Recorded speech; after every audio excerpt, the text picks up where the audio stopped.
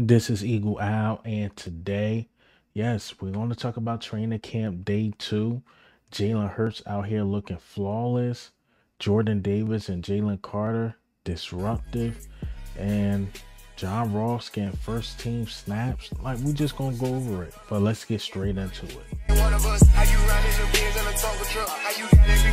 All right, so before we go over the camp and what happened at camp and the camp notes, we got to talk about what happened before camp. And it looked like Vic Fangio talked about a couple players, and this is what he had to say about Jordan Davis and Jalen Carter.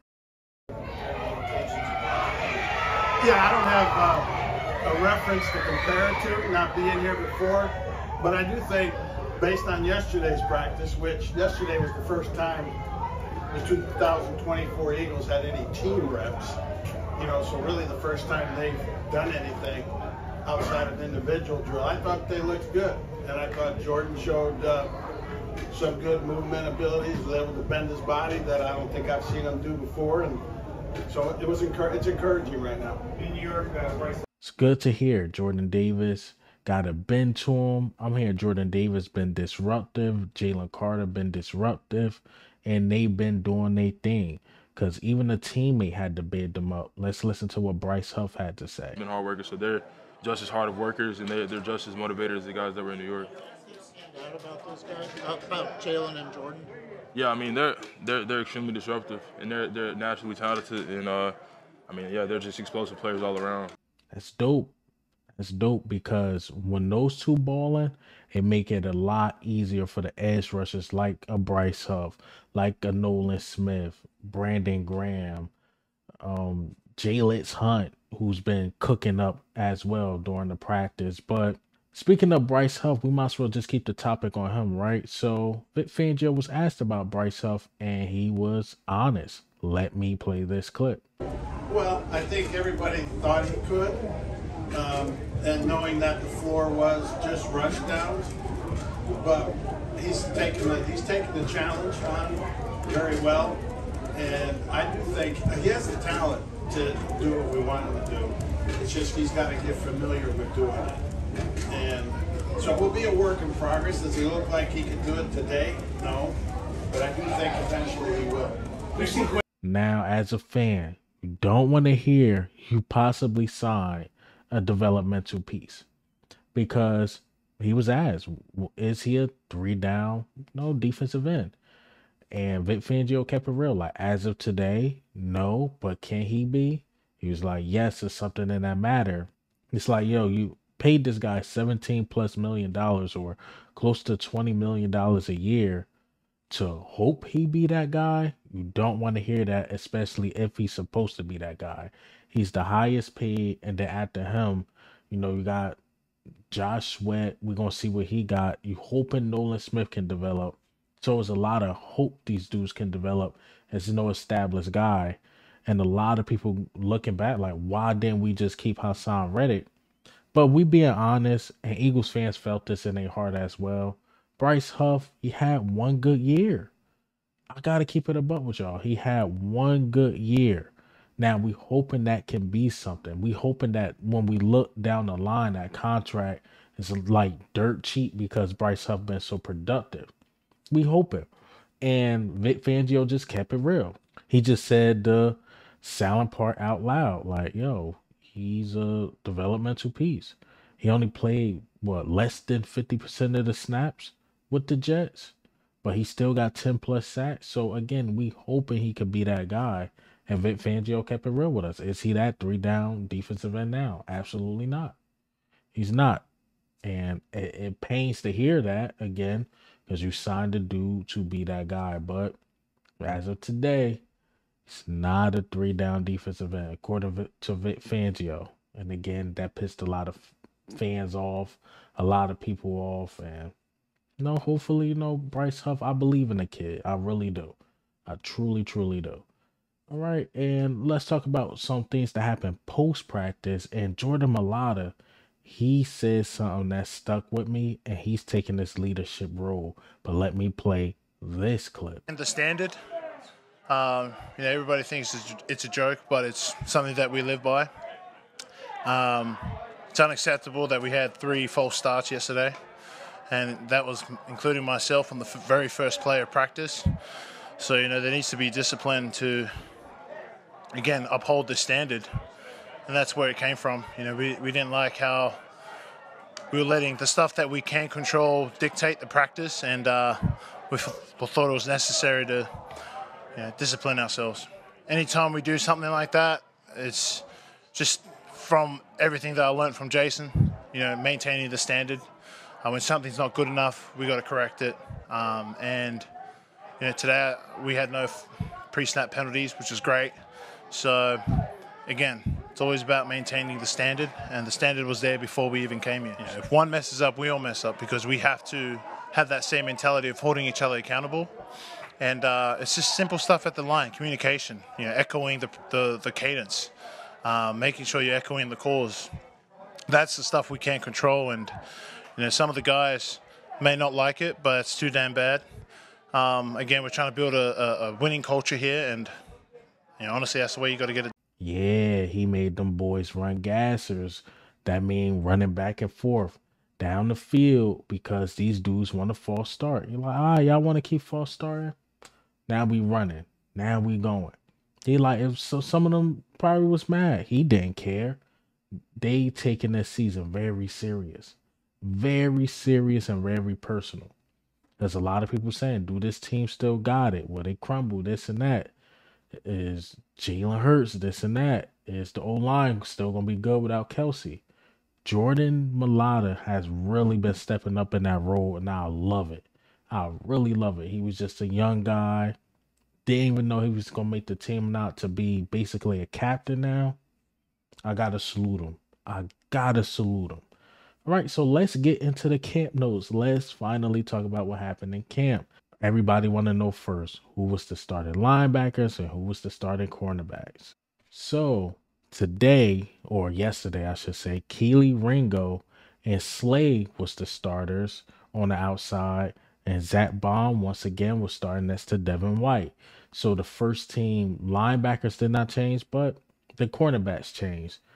They started Keely Ringo out first instead of Isaiah Rodgers. So we'll see how it go with the next day, because I think today is just walkthroughs, and then Saturdays they get to it. So we'll see what happened on Saturday, who they have. But right now they just switching up that cornerback position. Some things came out about Cam Jurgens, how he could move and roll out really good out that center position. I believe even Cam Jurgens even spoke, and he said like, yo, I feel more comfortable at the center position. So Cam Jurgens, if you guys were worried about him, he's looking good during camp. John Ross, that changed as well. Wide receiver 3. Yesterday it was Paris Campbell. Today it was John Ross. Interesting name. The guy who we thought was going to get cut, he's getting first team reps. And it was on the 7-on-7 drills. Heard John Ross looking good. Eagles want a player like John Ross as the wide receiver 3. That's why we stuck with Quez so much, because that speed, it stretches out the field for Devonta Smith and A.J. Brown, because no matter what you say about John Ross, you got to worry about him going deep. You have to, because he's one of the fastest, if not the fastest guy in the NFL. But opens up the field, the safety's got to worry about him. Then that A.J. Brown and Devonta Smith just get open because of that speed. So it'll be interesting what we do with John Ross. I think John Ross probably is going to make the team one way or another. It's either going to be special teams or he's going to be that wide receiver 3.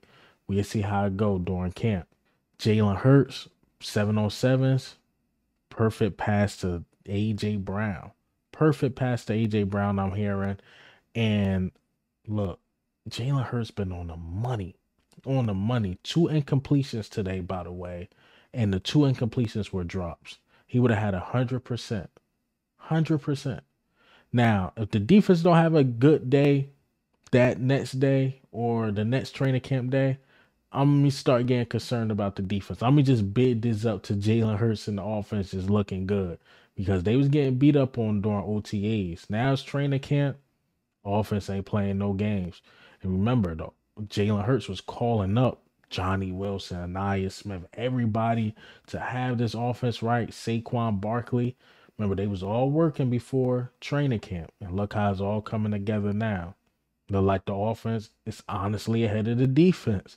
That's how it's looking so far. Devonta Smith had one of the catches of the day. It was one Jalen Hurts was rolling out to his left. Jalen Carter was chasing him, and he ended up throwing a dot to Devonta Smith. And man, oh man, it was beautiful. The Eagles even dropped a clip. I'm probably showing it as I speak, but yeah, Devonta Smith, man, looking good. Jalen Hurts again looking good. So these dudes are getting better and better. I'm just getting excited talking about this because we know what Devonta Smith is, the most underrated receiver in the league, and Jalen Hurts is the most disrespected quarterback in the league, and them dudes just making plays. Another guy is moving up the ranks. Trotter Jr. Trotter Jr. gets some reps with the first team. Had everybody excited. I seen all the tweets coming out like Trotter Jr. is out there. He's out there with the first team. And he must be showing something because even Vic said, you don't care if you're a rookie, vet, or whatever you are. If you can play, you're going to get some playing time. And he's letting Trotter Jr. get his opportunity. So shout out to Trotter Jr. Also, Trotter Jr., I believe, got hurt as well. But later reports came out that it was just a cramp. So good for Trotter Jr. It was just a cramp because they did bring out the cart. But that's the Eagles, just being extra, extra precautious. Man, it's good to hear Trotter Jr. getting first team reps. Will Shipley, a new name. Will Shipley had a really nice run.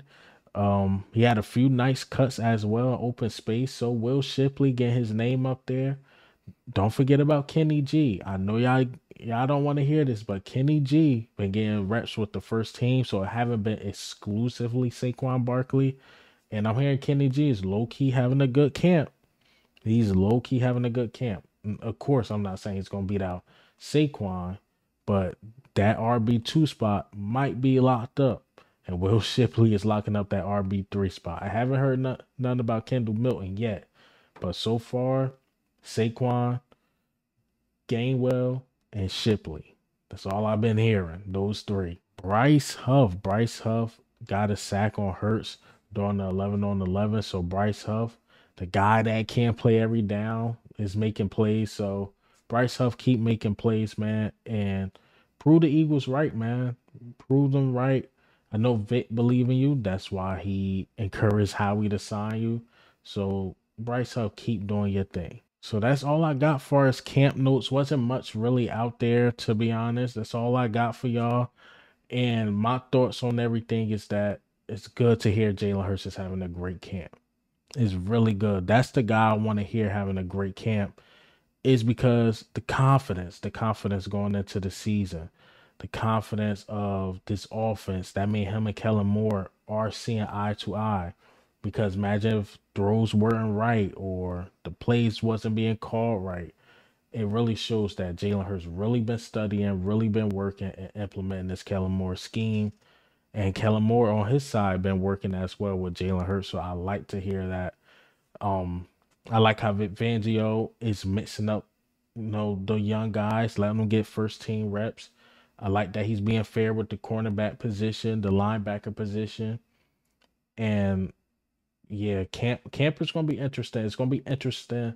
Who do they start? But we only day 2 in. We get to day 3 Saturday.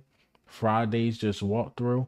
I will give more of my thoughts about what Vic Fangio said. Probably Saturday video. I'll probably give more of my thoughts about what Vic Fangio said about Bryce Huff and what's been going on. More of the press conference I will talk about. And yeah, football's back. I'm getting closer and closer to going to that open practice. I might go to the open practice, and for the people that can't be there, I'm gonna try to live stream it. If I got good service in the stadium, I will just probably live stream the thing. I don't know. Maybe me and my family go. I ain't live streaming nothing. But if it's just me, I'll live stream. Hopefully I see some of you guys, we chop it up. Maybe, I don't know what I'm gonna do there. Maybe I buy some Eagles merch while I'm at the link. Who knows? What I want to do. But hey, man, what do you think? And how do you feel about the news today? How do you feel about what Vic Fangio said?